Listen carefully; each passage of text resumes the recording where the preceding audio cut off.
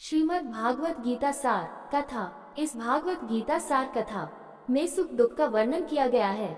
इस भागवत गीता में मानव के लिए हर अच्छे और बुरे कर्मों का वर्णन दिया गया है। दोस्तों, आप सभी चैनल को सब्सक्राइब लाइक करते हैं, जिसमें आप लोगों को कुछ नहीं मिलता, पर इस चैनल पर जीने की राह और ज्ञान भरी बातें मिलती है। तो आपसे निवेदन है कि हमारे चैनल को आप सब सपोर्ट करें और हौसला दें कि हम आप लोगों के लिए अच्छा ज्ञान, अच्छी बातें और अच्छे राह पर चलने के लिए अच्छा ज्ञान आप सबके लिए पहुंचाता रहूं। नमस्कार मित्रों, आप सबका हमारे चैनल पर स्वागत है। दोस्तों, इस चैनल पर सारे वेदों का ज्ञान मिलेगा। भगवद गीता अध्याय 3 श्लोक 40। इंद्रियाणि मनोबुद्धिरस्याधिष्ठान उच्यते एतर्विमोहयति ज्ञानमावृत्य देहिनम्। इंद्रियाणि मनोबुद्धिरस्याधिष्ठानम् उच्यते एतर्विमोहयतेषा ज्ञानमावृत्य देहिनम्।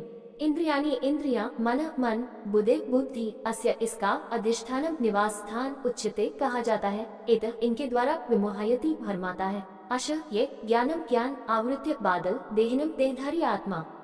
इंद्रियाणि मनोबुद्धिरस्य अधिष्ठानम उच्यते इत विमोहयति ज्ञानम आवृत देहिनम। अनुवाद: इंद्रियों, मन और बुद्धि को इच्छा का प्रजनन आधार कहा जाता है।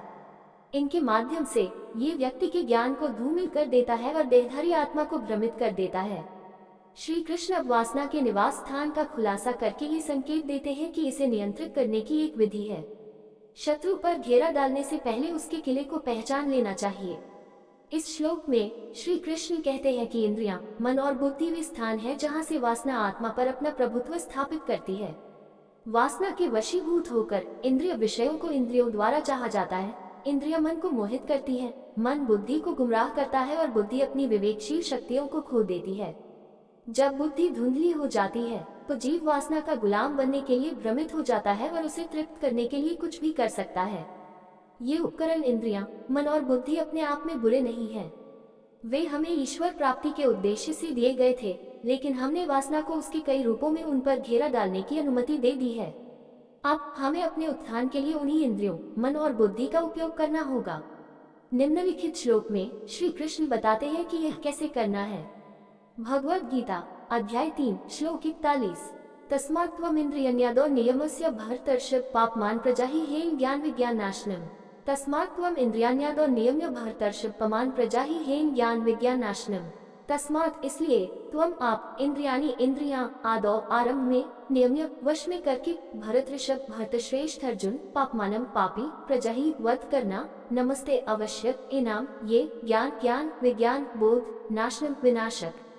तस्मात् त्वम् इंद्रियाण्यादौ नियम्य भर्तर्षभ पमन प्रजाहि हेन ज्ञान विज्ञान नाशनम। अनुवाद: इसलिए हे भरतश्रेष्ठ, आरंभ में ही इंद्रियों को वश में करो और इच्छा नामक इस शत्रु को मार डालो, जो पाप का अवतार है और ज्ञान और अनुभूति को नष्ट कर देता है। अब श्री कृष्ण बताते हैं कि वासना पर कैसे काबू पाया जाए, जो सभी बुराइयों की जड़ है, जो मानव चेतना के लिए बहुत हानिकारक है।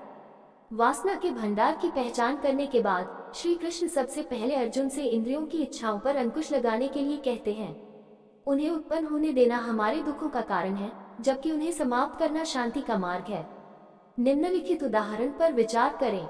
रमेश और दिनेश दो साथी छात्र थे जो छात्रावास में एक ही कमरे में रहते थे। रात 10 बजे रमेश को सिगरेट पीने की इच्छा हुई। उन्होंने कहा, मुझे सिगरेट पीने की तलब हो रही है। दिनेश ने उत्तर दिया, इतनी रात हो गई है, सिगरेट के बारे में भूल जाओ और सो जाओ। नहीं नहीं, जब तक मैं तंबाकू का कश नहीं खींच लूंगा मुझे नींद नहीं आएगी, रमेश ने कहा। दिनेश सो गया, लेकिन रमेश सिगरेट की तलाश में बाहर चला गया। आसपास की दुकानें बंद हो चुकी थी। आखिरकार सिगरेट लेकर हॉस्टल लौटने और पीने में उसे 2 घंटे लग गए। सुबह दिनेश ने उससे पूछा, रमेश तुम रात को कब सोए?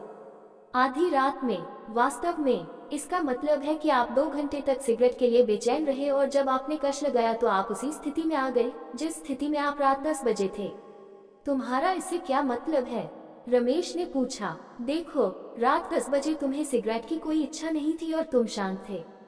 फिर आपने ही उनके लिए चाहत पैदा की। रात 10 बजे से आधी रात तक आप सिगरेट के लिए परेशान रहते। अंत में जब आपने उन्हें धूम्रपान किया तो जो बीमारियां आपने पैदा की थी वह दूर हो गई और आपको नींद आ गई। दूसरी ओर मैंने कोई इच्छा नहीं जगाई और रात 10 बजे ही शांति से सो गया। इस प्रकार हम शरीर की इंद्रियों के विषयों के लिए इच्छाएं पैदा करते हैं और फिर उनसे उत्तेजित हो जाते हैं। जब हमें प्रिय वस्तु मिल जाती है तो हमारी अपनी रचना का रोग नष्ट हो जाता है और हम उसे ही सुख समझने लगते हैं। हालांकि अगर हम खुद को आत्मा मानते हैं और हमारा एकमात्र उद्देश्य आत्मा की खुशी है, तो ऐसी भौतिक इच्छाओं को त्यागना आसान हो जाता है। श्री कृष्ण अर्जुन से कहते हैं कि इंद्रियों को वश में करो, जिससे उनमें रहने वाली वासना का नाश हो। इसे पूरा करने के लिए हमें ईश्वर द्वारा हमें दिए गए उच्च उपकरणों का उपयोग करना चाहिए, जैसा कि अगले श्लोक में कहा गया है। दोस्तों, आपसे निवेदन है कि हमारे चैनल को आप लोग सपोर्ट करें। ये वीडियो अच्छा लगा हो तो लाइक शेयर सब्सक्राइब जरूर करें। धन्यवाद।